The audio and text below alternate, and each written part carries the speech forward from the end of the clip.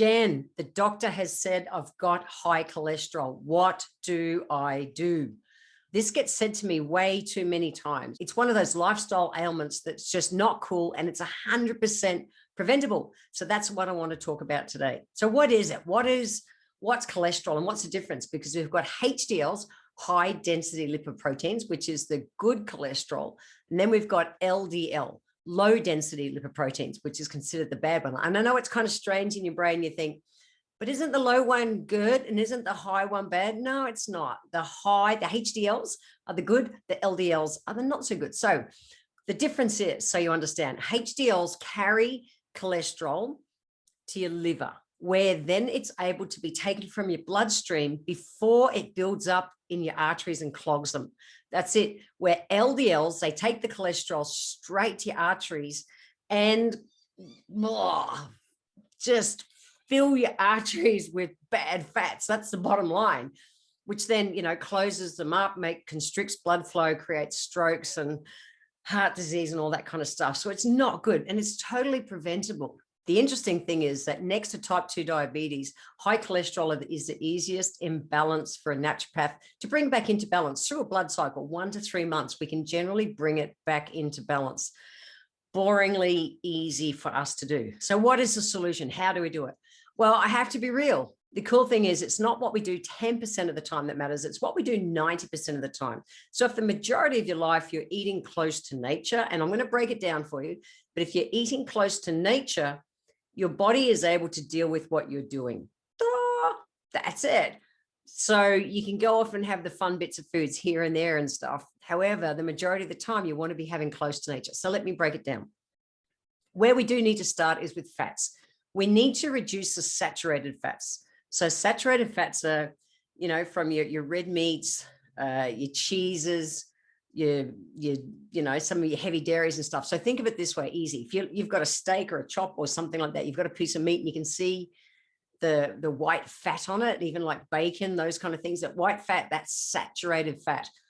It's saturated, and the way to think of it is how it looks outside your body is how it will look inside your body. So if it's hard and white and solid outside your body, cheese, same deal. That's what it does. It clogs your arteries. That's the easiest visual to give you. If something is a good fat, it's running at room temperature. Ta-da! And we want to make sure that we eliminate trans fats. So trans fats are what could have started as a good fat, but it's been heated to create it into, some of those margarines and things that say solid. It's been overheated basically, and it turns rancid. And that's just nasty, nasty, nasty, nasty stuff. So trans fats have to go. We need to reduce the saturated fats. If you can't eliminate, at least reduce them dramatically. And we want to load up on the good fats. So let's go. What are the good fats? There's a handful that are really, really, really good. Let's start with olive oil. Nice and simple, easiest one just to be cooking with. It's a good fat, helps to balance out the bad fat. That's it. And it's known in science to decrease the bad cholesterol. One of my favorites is absolutely flaxseed oil. Now you can't cook in it, but it is my personal favorite source of omega-3s. And so it comes from flax seeds. So really rich in omega-3 essential fatty acids. You must keep it refrigerated. Anything that's an omega-3, if you're going to get it from a fish source, so like, not farmed, freshwater, wild salmon or krill, really important. If you're going to get that, store it in the fridge. I choose to use flaxseed oil. So it's just literally cold pressed from the flax seeds. Both excellent sources of omega-3s, and both need to be stored in the refrigerator. I also am a big fan of avocado. Now, avocados are full of the heart-healthy monosaturated fats. These are the ones like in that same kind of class as olive oil. Now, you can get avocado oil for cooking too. Avocado oil is great for cooking in because it has a higher smoking point than olive oil.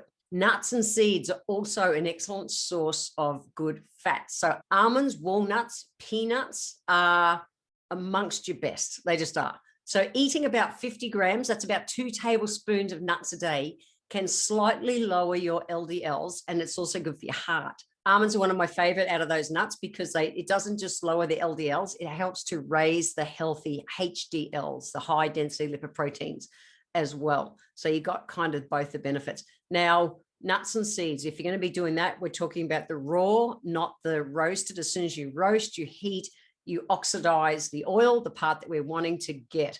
So it's always got to be like raw. Again, close to nature, raw, not roasted, salted and things. So that's the bottom line on good fats. Really simple, simple, simple. Bring them in the majority of the time.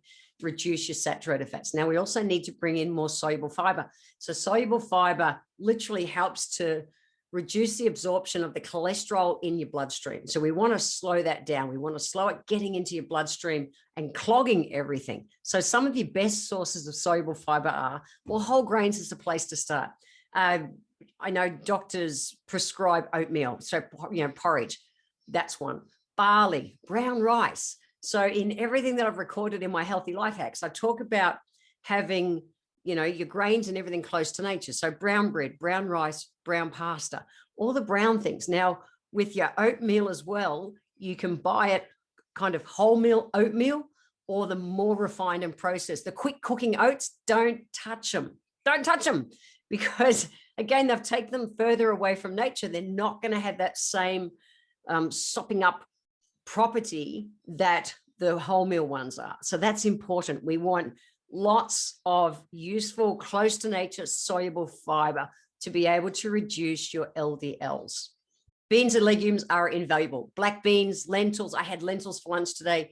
Kidney beans, black-eyed beans, pinto beans. All those beans and legumes are really good because they also help to slow the absorption of the cholesterol into the bloodstream. That's what we want to do. We want to stop it getting in there, preferably by not having the bad fats that are going to go straight there. But if you are having any, we want to make sure we want to be able to slow the absorption so that we can help your body to eliminate them. Whey protein is also excellent at being able to lower LDLs and the total cholesterol count as well as blood pressure. So whey protein, close to nature, make sure it comes from happy grass-fed cows. That's a really, really, really important part because then you'll pull up all the amino acids for all those benefits as well. So another form of soluble fiber that helps to lower LDLs are your fruits, in particular, apples, grapes, strawberries, and citrus fruits. Okay. So, and they're really colorful. I'm a big fan of things like blueberries. I grow mulberries in my garden. So healthy for you because they help to reduce the levels of that artery clogging LDLs.